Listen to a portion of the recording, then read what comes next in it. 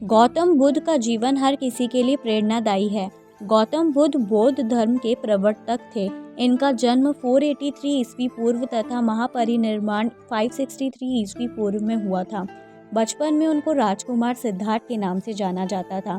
बौद्ध ग्रंथों के अनुसार गौतम बुद्ध के जन्म से 12 वर्ष पूर्व ही एक ऋषि ने भविष्यवाणी की थी कि यह बच्चा या तो एक सार्वभौमिक सम्राट या महान ऋषि बनेगा।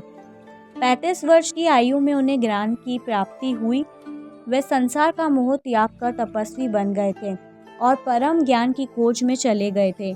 आइए हम आपको बताते हैं सिद्धार्थ महात्मा के बुद्ध बनने का सफर।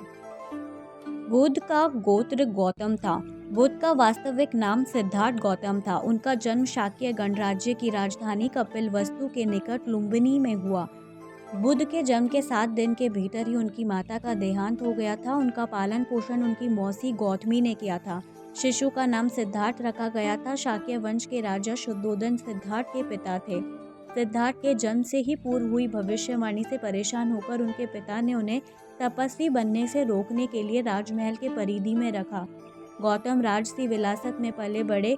बाहरी दुनिया से आंकरण, नृत्य करने वाली लड़कियों द्वारा मनोरंजन, ब्राह्मणों द्वारा निर्देशन और तीरंदाजी, तलवारबाजी, कुश्ती, तैराकी और दौड़ में प्रशिक्षित किए गए थे। कम उम्र में ही उनका विवाह राजकुमारी यशोधरा से करा दिया गया। दोनों का एक पुत्र भी हुआ जिसका नाम राहुल था। सिद्धार्थ ने अपने प्रश्नों के उत्तर ढूंढने शुरू किए। समुचित ध्यान लगा पाने के बाद भी उन्हें इन प्रश्नों के उत्तर नहीं मिले। फिर उन्होंने तपस्या भी की लेकिन अपने प्रश्नों के उत्तर नहीं मिले।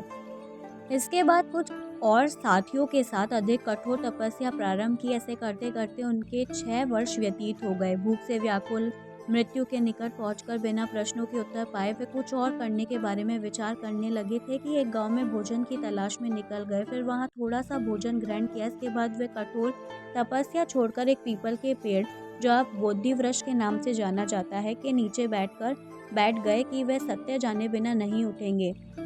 वह सारी रात बैठे रहे और माना जाता है कि ये वही क्षण था जब सुबह के समय उन्हें पूर्ण ज्ञान की प्राप्ति हुई थी। उनकी अविद्या नष्ट हो गई और उन्हें निर्वाण यानी बोधि प्राप्त हुई और वे 35 वर्ष की आयु में बुद्ध बन गए।